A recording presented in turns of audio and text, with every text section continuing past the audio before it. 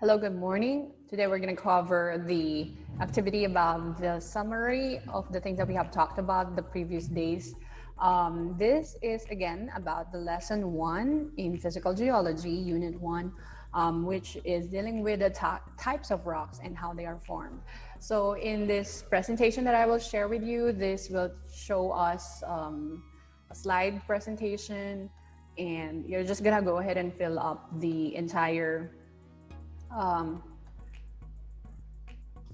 portions or parts or sections of your chart accordingly. Okay, so at the very beginning of this week, we have come up with a lesson or the idea that minerals are actually makes or they are the major ingredients of rock formation. So they make up rocks, and the major information that we learned about that is minerals would have different colors based on the chart that I have shown you. There are some what we call olivine, pyroxene, quartz, feldspar, and so many more. So basically that slide tells us that as minerals makes up rocks, we see this as a proof when we observe the rock's physical features through magnifying glass or through visual observation or a tool called microscope, which actually shows us more detailed parts of the rocks.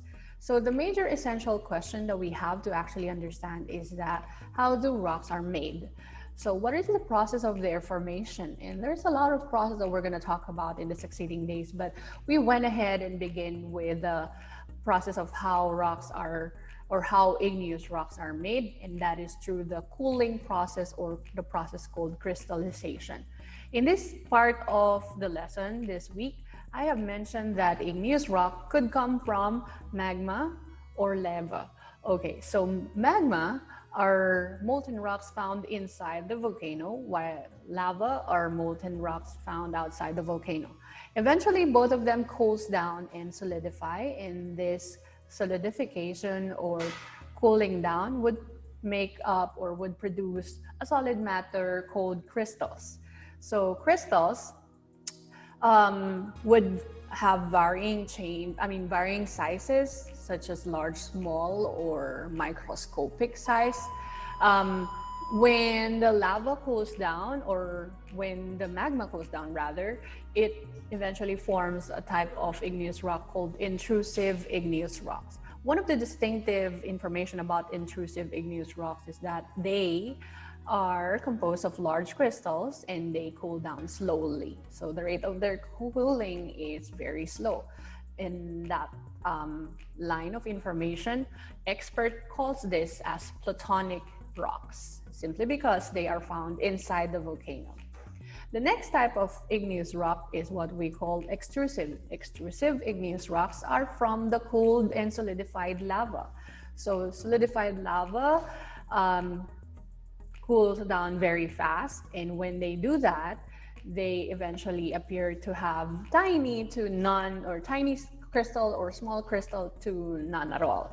And some of them are very distinct, that they are like a glass, and they call this a glassy rocks.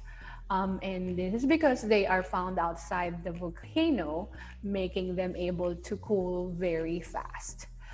Expert calls them as volcanic rocks, and volcanic rocks are often containing some vesiculars or vesicles, and we call this as air bubbles. So they are sometimes hollow, or most of the time hollow, making them have a less density or lighter compared to the typical rock. And these are the type of rocks that actually float on water. So in a nutshell, this chart is a progressive chart. This is not the only thing that we're going to fill it out. The only information we're going to put in this chart. In the succeeding days, we will still make an opportunity for us to understand the information related to rocks and how they are made. So this section ends. Again, we covered the first type of rocks, which is the igneous rock, coming from magma and lava that solidifies. They could be categorically classified as intrusive igneous when the crystal of the rock is large, and when they cool down slowly. Expert calls them plutonic rocks as well. And we say extrusive igneous rock when the crystals are small and glassy, And this is because they cool down very fast, and experts call them volcanic rocks. Some of them has some air bubbles with them that makes them very light and less dense that they can float in water.